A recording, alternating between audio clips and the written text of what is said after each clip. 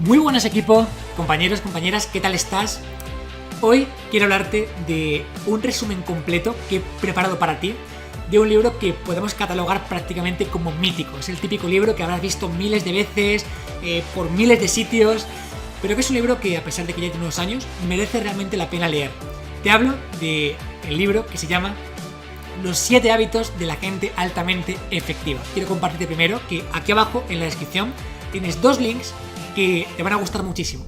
En primer lugar, quiero compartir contigo el acceso a mi propia editorial. Tienes abajo también un formulario que es básicamente para pedir información de una formación súper potente, con el cual te enseñamos a leerte cualquier libro en menos de una hora, comprendiendo el 100% de lo que lees.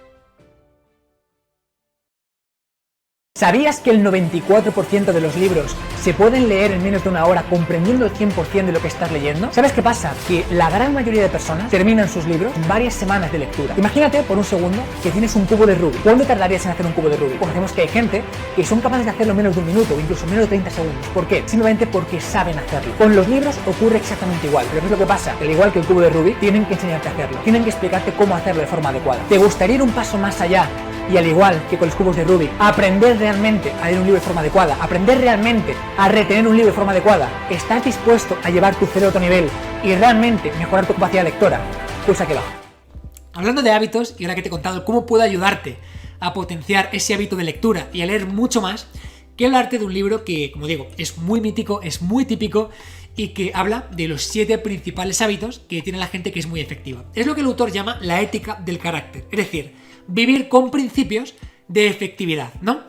Básicamente, el autor lo que habla es que el modo en el que vemos los problemas es el problema. No el problema, sino el modo en el que vemos los problemas, ¿no? Todo el libro hace hincapié en, digamos, un conjunto de hábitos que toda la gente que tiene mucho éxito y la gente que es súper efectiva cumple a rajatabla para poder, digamos, vivir pues en abundancia, consiguiendo sus objetivos, sus resultados y todo eso. Y estos son, digamos, los 7 hábitos principales que quiero transmitirte en el día de hoy. Primero, y para hacerte un resumen global de todo el libro, hay que entender que toda persona sufre, bueno, sufrir es una palabra un poco rara, pasa por un proceso de madurez.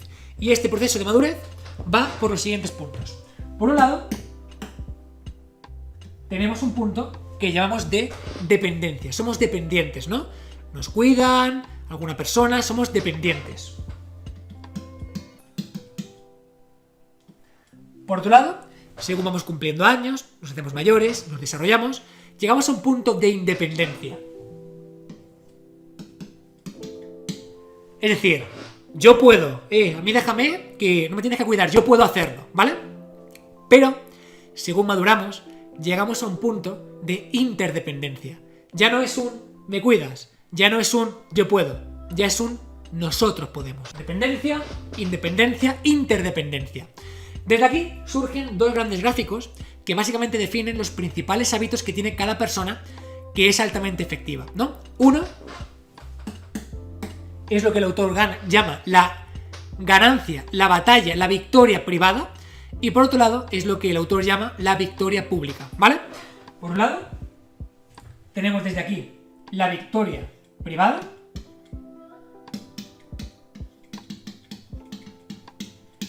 y por otro lado tenemos desde aquí la victoria pública.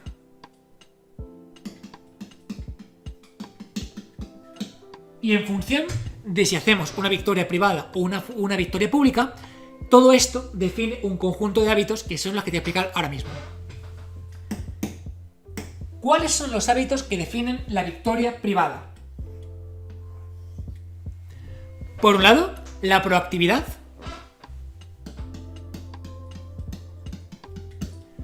Después profundizaremos, tranquilo. Por otro lado, tener un fin en mente, un objetivo, un para qué, un propósito. Y por otro lado, definir primero lo primero, hacer primero lo primero.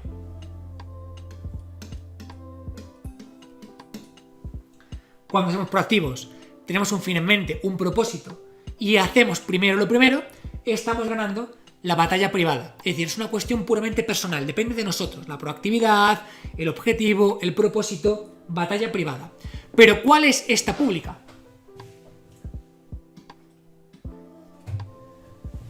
Primero, tener el hábito de intentar primero comprender y segundo, ser comprendido. No al revés, no te intento imponer quién soy yo. Primero te comprendo y después intento ser comprendido. Primero comprender, segundo ser comprendido. En segundo lugar, buscar sinergias, sinergizar. Como digo, victoria pública. Primero comprender, después ser comprendido, sinergizar y por último buscar la ganancia de todas las partes, el win-win. Como veis, hay un proceso evolutivo de soy dependiente, yo puedo, jaja, soy dependiente, tú me cuidas, independiente, yo puedo, interdependiente, nosotros. Este punto es la victoria privada. Ser proactivo, tener un propósito, un fin en mente, saber priorizar, eso es personal, eso es privado. Pero la pública consiste en intentar comprender primero y después ser comprendido, sinergizar y hacer un ganar-ganar. Y de todos estos hábitos, hay un hábito extra,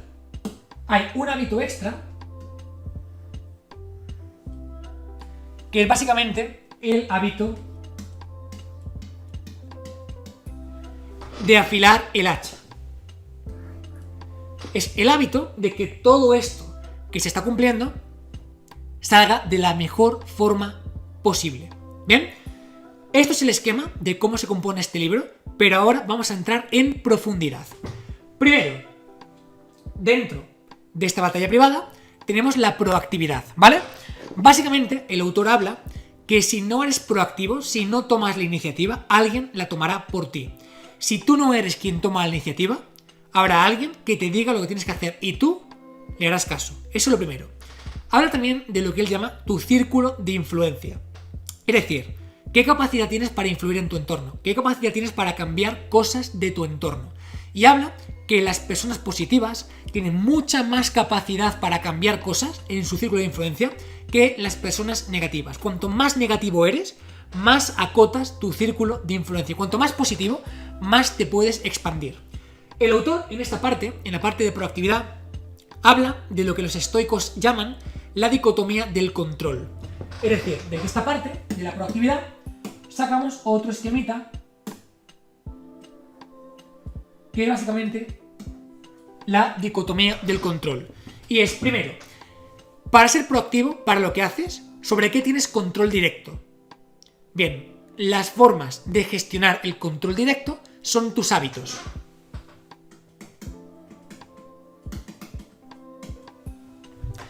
Bien, sobre todo lo que haces, ¿sobre qué forma tienes un control indirecto? Por ejemplo, con la influencia en las personas. Influenciando. Y por otro lado, ¿sobre qué no tienes control? De ninguna forma. Acepta. No busques frustrarte, acepta. Dentro de este punto de proactividad, como digo, nos encontramos con la dicotomía del control, ¿no? Que es básicamente, primero, ¿qué depende de mí? Genero hábitos para modificar lo que depende de mí. ¿Qué no depende de mí? Bueno, no puedo de forma directa, pero sí de forma indirecta. ¿Cómo? Mejorando mi influencia. Relaciones sociales, persuasión, ayudar a la gente, reciprocidad. ¿Qué no puedo hacer de ninguna forma? ¿Qué se escapa de mi control? Bueno, pues no puedo hacer nada. No tiene sentido ni que llore, ni que me frustre, lo acepto. Y esto es lo que tiene que ver con la parte de proactividad, ¿vale? Segundo punto, tener un fin en mente, tener un para qué, estar presente, ¿vale? El autor habla de un libro muy potente, que es básicamente El Círculo Dorado de Simon Sinek, y habla de que todo empieza con el por qué. La gente se centra en los qué hacer. Tengo que hacer, madre mía, esto y lo otro, y estamos en la trampa de la actividad. Pero quizá lo importante no es el qué, lo importante es por qué lo haces. Porque cuando tienes un porqué aparecen los cómo. Y cuando están los cómo aparecen sucesivamente los qués. Entonces esa es la cuestión. Entonces primero es por qué lo estoy haciendo. ¿Qué es lo que busco, no? De hecho, un objetivo muy interesante es el plantearte el 5 veces por qué. Por ejemplo, busco este objetivo, ya, pero ¿por qué? Por esto, ya, pero ¿por qué? Por esto, ya, pero ¿por qué? Por esto, ya, pero ¿por qué? Y vas profundizando en lo que realmente es el motivo principal, lo que realmente es el objetivo principal, ¿vale? Habla de que realmente todo lo que se crea dos veces. Primero, una en tu mente, con tu imaginación, con tu propuesta, con esa visión, con esa visualización. Y por último, se crea de forma física, que es cuando finalmente pues, el proyecto se materializa.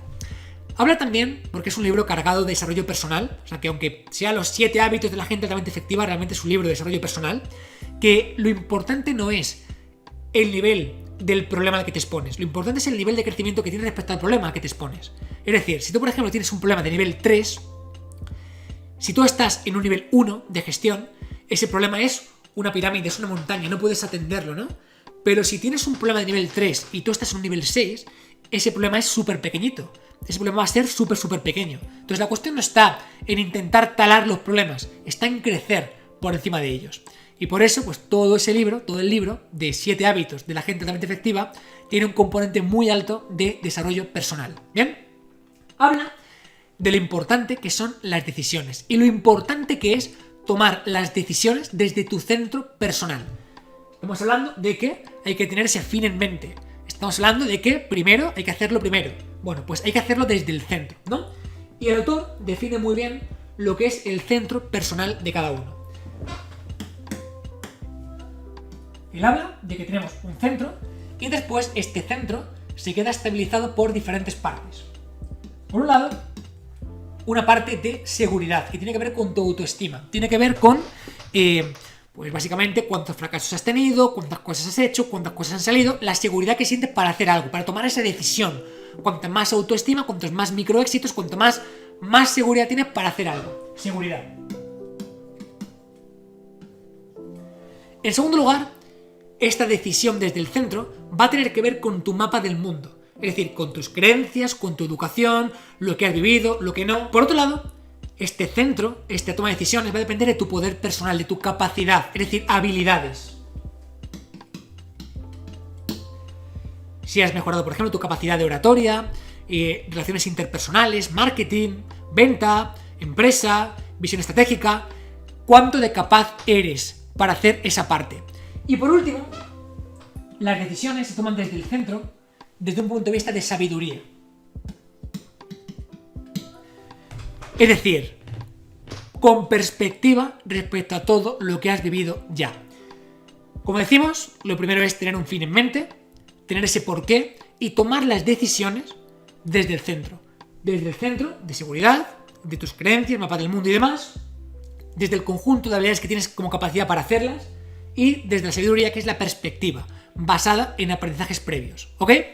Bueno, habla de que este centro es muy personal, depende de cada persona. Por ejemplo, habla de que para algunos el centro es la pareja, el centro es la persona, el centro es la familia, la empresa, el dinero, y este centro es lo que cambia todo. Porque, por ejemplo, si en lugar de un centro personal tenemos el dinero, ¿qué ocurriría? Pues que tomaremos decisiones desde la seguridad de preservar el dinero o no perderlo, desde las creencias que tenemos respecto al dinero, desde las habilidades que tenemos para ganarlo y desde la sabiduría o perspectiva que tenemos con aprendizajes previos. Entonces, cada persona tiene un centro prioritario y el objetivo es tomar las decisiones siempre desde el centro y respecto a lo que para ti sea más importante. Bien, hemos hablado de la proactividad, hemos hablado de tener ese fin en mente. Vale, vamos a hablar de primero lo primero. Básicamente, el autor de lo que habla es que hay que atender a la pirámide básica de Maslow, ¿no? La pirámide de Maslow es básicamente pues, una pirámide en la cual lo más básico es la supervivencia.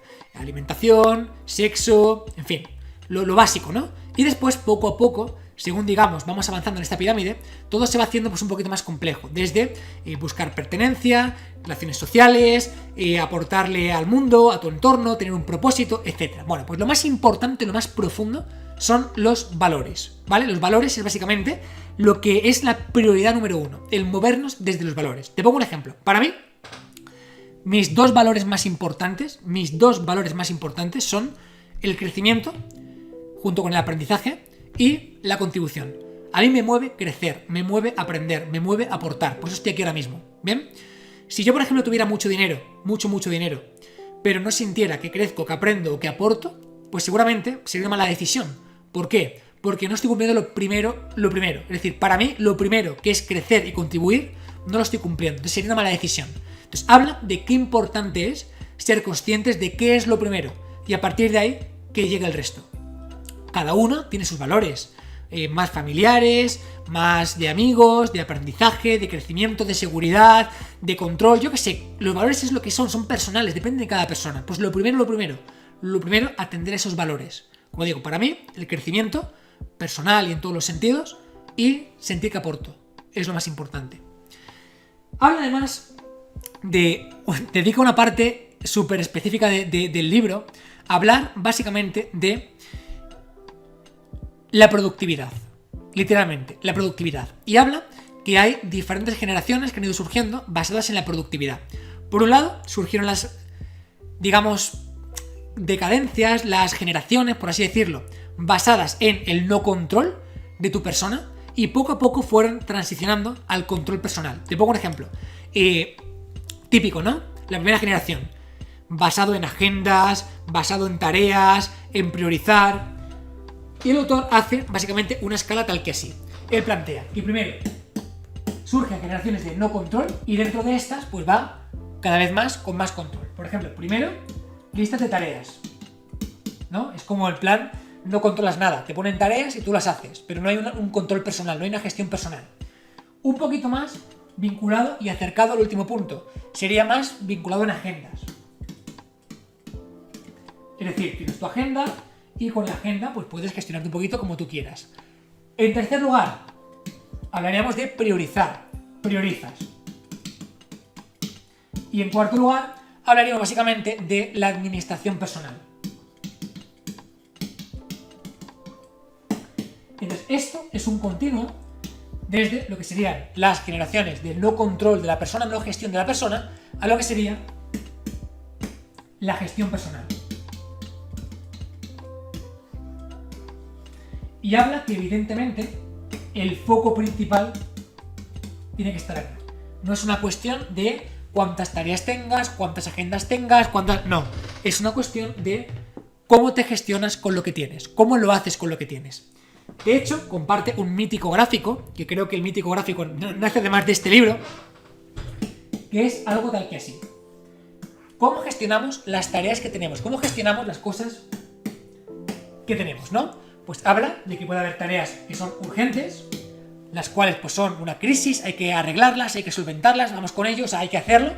Hay cosas que no son urgentes, cuyo objetivo básicamente es anticiparnos. Hay cosas que son importantes, que tienes que hacerlo, ya está, tienes que intervenir. Y hay cosas que no son importantes, que sería básicamente, pues, cosas que te hacen perder el tiempo, ¿no? Bueno, pues él avisa de lo importante que es realmente detectar qué tipo de tarea tienes delante. Es una tarea urgente, importante, urgente y no importante, no urgente e importante, y a partir de ahí tomar decisiones. ¿Por qué? Porque si es urgente y es importante, tienes que hacerlo. Si es urgente y no importante, es una distracción. Si es no urgente y es importante, la puedes aplazar o la puedes hacer al momento. Hay que elegir, hay que priorizar. Y en esto se basa básicamente esta parte de gestión personal, que es donde realmente hay que poner el foco. Y avisa específicamente de que uno de los puntos más importantes es saber decir que no, y hay que delegar. Y da algunas claves de cómo delegar, ¿no? Desde la coherencia, desde el equilibrio personal, desde tener flexibilidad para saber adaptarte, atender a los factores humanos por encima de la productividad, el que sea flexible y portátil la toma de decisiones, bueno, es delegar básicamente. Y dedica un capítulo completo a hablar de las relaciones interpersonales. Habla de que básicamente las personas tenemos una hucha emocional. Entonces cuando tú tratas bien a alguien, le halagas, le aportas, vas metiendo moneditas, que después, pues cualquier equivocación resta monedas, pero digamos que no deja la hucha cero, que sería digamos como romper la amistad, ¿vale? Y habla de algunos puntos clave que hacen falta obligatoriamente para preservar las relaciones interpersonales, como por ejemplo, basarse en la comprensión, en la empatía, en prestar atención, que tus palabras sean adecuadas con esa persona, la correcta gestión de expectativas, que a veces, por ejemplo, las relaciones se rompen porque yo pienso que tú tal y tú que yo tal y al final no hay un punto de unión y las expectativas que tenías no se cumplen. Entonces hay un problema. Ser integrales habla también de lo importante que es la integridad y por último, lo importante es el perdón, el perdón emocional. No el perdón racional, el sí te perdono, no, el te perdono, lo siento y me libero por ello. Habla de todo esto. Ok, continuemos. Hemos visto la batalla privada, ¿vale? Con lo que tiene que ver con nuestra parte personal, pero entramos también en la parte, digamos, pública. Primero comprender, segundo ser comprendido. Es decir, primero prestar atención a la relación interpersonal, prestar atención, comprender, tener buenas palabras, la correcta gestión de expectativas, entender tu historia, entender esa parte. Primero, comprender al otro y después intentar ser comprendido. Punto principal. Segundo punto, win-win. Todos tenemos que ganar con lo que estamos haciendo, ¿vale? Tenemos que ganar con lo que estamos haciendo. Y es algo que no se puede hacer si primero no comprendemos y después somos comprendidos. ¿Cómo favorecemos el win and win y esa parte de comprender primero? Pues trabajar la empatía, no los prejuicios, los juicios, percepciones basadas no en los hechos, sino en las historias que te cuentan otros. Es primero intenta comprender, ¿vale? Cuando hablamos de win-win, hablamos de que en una relación puede haber diferentes variables. Por ejemplo, puede que tú ganes y yo gane, puede que tú ganes y yo pierda, puede que yo pierda y tú ganes, que yo pierda y tú pierdas, o puede que uno gane y otro nada, ¿no? Pues el objetivo es buscar la configuración para que ambas personas ganen. Y ese punto es importante. Habla básicamente de que la elección para valorar realmente cuándo se va a ganar o se va a perder es basada en dos conceptos. Por un lado, la consideración a la otra persona. Cómo consideramos a la otra persona. Y por otro lado, el coraje que sentimos con la otra persona. Si hacemos una gráfica de consideración y coraje, vamos a ver que aquí definimos diferentes puntos. Pues por ejemplo, en este punto, si tienes mucha consideración y poco coraje, lo que va a hacer es que, pues por ejemplo, a lo mejor tú puedes perder y la otra persona va a ganar, ¿no? Aquí, por ejemplo, si tienes muy baja consideración y muy bajo coraje, pues puede, por ejemplo, que tú pierdas y que la otra persona pierda. Puede, por ejemplo, que en este caso, con mucho coraje, pero con baja consideración, puede que haya una relación de ganar y perder. Y en este punto, donde hay mucha consideración y mucho valor, es un punto de ganar-ganar. Y este punto es el que hay que buscar. El punto en el que todo el mundo está ganando. ¿Bien? Como digo, tenemos, por un lado, primero comprender, después ser comprendidos. Por otro lado, el win-win. Y todo esto genera una sinergización. Es decir, que 1 más 1 no es 2. 1 más 1 es 4. Porque los dos somos capaces de aportarnos un valor que nos hace crecer de forma exponencial. Cuando yo te comprendo, tú me comprendes, estamos los dos trabajando para ganar los dos y nos unimos, que se genera sinergias. Habla de que la gente que es altamente efectiva está todo el rato buscando sinergias. No competencias, no luchas, no guerras, sinergias. Ese punto es el más importante. Y por último, habla de que todo esto que hemos comentado se tiene que afinar con un siguiente hábito, que es el hábito de afinar el hacha. El hábito de afinar el hacha consiste básicamente en afinar todo lo anterior, afinar cada uno de los hábitos para que realmente sean más productivos. ¿Cómo se afina el hacha? Entendiendo que todas las personas, según este autor, tenemos 4 dimensiones. Tenemos una dimensión física, que tiene que ver con nuestro cuerpo, nuestro físico, nuestra salud, nuestra ropa, lo superficial. Tenemos una dimensión mental, que tiene que ver con nuestro orden, capacidad para procesar, para explicar, organizar. Tenemos una dimensión emocional, que tiene que ver con nuestra gestión emocional, con cómo hacemos frente a los problemas, a las situaciones. Y tenemos una dimensión espiritual, que lejos de tener una concepción, pues como a veces se piensa, ¿no? Una concepción ahí espiritual y pensar que eso es gente en un monte tomando ayahuasca, no. Lo espiritual tiene que ver con valores más profundos. Los valores, la coherencia, el trabajo personal, la aceptación, pues bueno, pues cosas que realmente son muy normales, pero que a veces no nos cuesta entender. Bueno, básicamente lo que explica es que la única forma de poder estar muy afilados es encontrarnos en nuestro centro. Y hay diferentes formas de estar en nuestro centro. Por ejemplo, podemos estar en un centro estable o en un centro inestable. Es decir, puede, por ejemplo, que tú estés muy bien en general, físicamente, mentalmente, espiritualmente, emocionalmente, pero que cuando ocurre cualquier cosa, te caigas. O puede que estés en un centro estable, que pasan cosas, pero rápidamente vuelves al punto en el que estabas anteriormente, ¿vale? Para mí, esto se puede definir como una especie de metáfora, como un barco. La parte física sería las velas, aquí de pirata, el aparentar, el que se vea la vela pirata, el ego. Bueno, aunque también hay diferentes dimensiones, ¿no? Una dimensión de apariencia, que puede ser, por ejemplo, los lujos, la vestimenta. Una dimensión de más compromiso, como es, por ejemplo, el físico, ¿vale? Más compromiso. Una dimensión más profunda todavía de salud, de sentirte bien, ¿vale? Perfecto. La parte mental tiene que ver con el orden mental. Se sabe muy claramente cuando alguien tiene una mentalidad, una mente ordenada, por cómo se expresa. La gente que tiene la cabeza súper desordenada dice cosas, va de un lado para otro, pero no es concreta. La gente con un buen trabajo mental es concreta, concisa, directa y te enteras. Esa es la cuestión. La parte emocional, cómo gestionas tus emociones. ¿Te pasa cualquier cosa y escalas la emoción y pierdes el control? ¿O estás en tu centro y sabes gestionar esa parte? Y la parte espiritual, que tiene que ver con la parte más profunda, que en este caso sería como el ancla del barco, ¿no? La parte física sería la vela. La parte mental, pues a lo mejor podría ser, por ejemplo, el capitán, que simplemente pues se encarga de dirigir ese barco. La parte emocional puede ser, por ejemplo, el agua, ¿no? Que te da turbulencias, pero tú te mantienes estable. Y la parte más espiritual sería quizá pues el ancla, ¿no? Que te ancla al suelo. Los valores, la coherencia, el sentirte alineado con tu propósito, tener un motivo para hacerlo, todo eso, ¿bien? Todo esto es de lo que habla el libro de Los 7 hábitos de la gente altamente efectiva. Y por último, como digo, pues este último hábito es el de afilar todo esto centrándote en tu dimensión más personal, en que cada área que tú tienes para ser mejor persona, la aproveches, lo uses y le saques todo el partido. 7 hábitos que creo que todos deberíamos tener, 7 hábitos que creo que todos deberíamos practicar y que son hábitos tan sencillos como sé proactivo, no seas pasivo, ten un porqué, un para qué, un propósito, no dejes simplemente que la gente te diga lo que tienes que hacer y hacer lo primero que te viene en mente.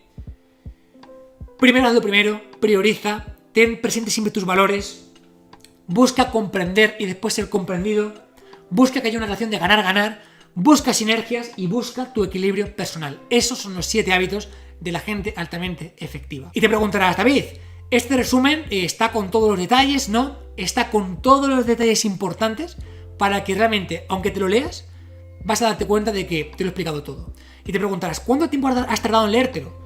Me lo he tardado en leer más o menos 1 hora y cuarto y lo he hecho justamente antes de entrar en este vídeo y antes de explicártelo. ¿Qué te quiero decir con esto? Te quiero decir que es factible que tú obtengas la mejor información de cualquier libro en muy poquito tiempo y comprendas el 100% de lo que aparece en ese libro. Pero tienen que explicarte cómo hacerlo, tienes que formarte para ello. Y nosotros tenemos una formación de 3 días intensiva que tienes aquí abajo en la descripción para que pidas información, donde te enseñamos 3 días intensos donde vas a aprender a leerte cualquier libro en menos de 1 hora, comprendiendo el 100%, siendo capaz de explicarlo, mejorar tu atención, tu concentración, tu capacidad de estudio, tu capacidad para tomar notas, para aprender a aprender de verdad. Y creo que todos deberíamos aprender realmente a hacer esto, porque te cambia la vida, cambia tu cabeza, cambia tu percepción. Que no te lo cuenten, que no te cuente yo el resumen, léetelo, exprímelo, coges información y aprovéchala por tu cuenta. Y hazlo con todos los libros, todos los días, para el resto de tu vida. Pero tienes que aprender, tienen que enseñarte. Así que bueno, compañeros y compañeras, tienes aquí abajo en la descripción esa formación para que puedas pedir un poquito de información. No es para todo el mundo, o sea que lo mismo pides información, pero no es para ti. Pero tienes un formulario que lo puedes rellenar para hablar 5 minutos con mi equipo, que nos cuentes un poquito tu situación, que te contemos todo lo que incluye la formación, que nos hagas cualquier pregunta y estaremos encantados de verdad de que seas capaz de leer tu libro al día y comprendas de verdad cada parte de lo que estás leyendo, porque ¿de qué sirve leer si al final no lo retienes? ¿De qué sirve leer si al final no lo aplicas? Y ese para mí es uno de mis 7 hábitos de la gente altamente efectiva. Leer, comprendiendo y aplicando, como acabo de hacer contigo. Muchas gracias. Quiero compartir contigo algo de lo que muy poca gente es consciente y para ello voy a pedirte que durante un segundo te remontes a cuando eras pequeño. Por ejemplo, aquellas primeras palabras que empezaste a decir, aquellos primeros pasos que empezaste a dar. ¿Cómo ha cambiado todo, verdad? Ahora mismo eres capaz de hablar, de charlar, de conversar, de debatir, de expresar tu opinión, algo que al principio no eras capaz de hacer. Ahora eres capaz de correr, de trotar, de hacer ejercicio, de saltar, algo que al principio, evidentemente, no eras capaz de hacer. ¿Por qué? Porque has evolucionado, has crecido, tu capacidad a nivel físico ha mejorado, tu cerebro ha mejorado, todo ha cambiado. Pero, ¿qué es lo que ocurre con la lectura? ¿Por qué sigues leyendo exactamente igual que cuando empezaste a leer? ¿Por qué sigues leyendo, reteniendo y comprendiendo con la misma capacidad que cuando tenías 5 o 6 años? Tu cerebro ha cambiado, tú has cambiado, tienes mucha más capacidad, sin duda, de la que te puedes imaginar.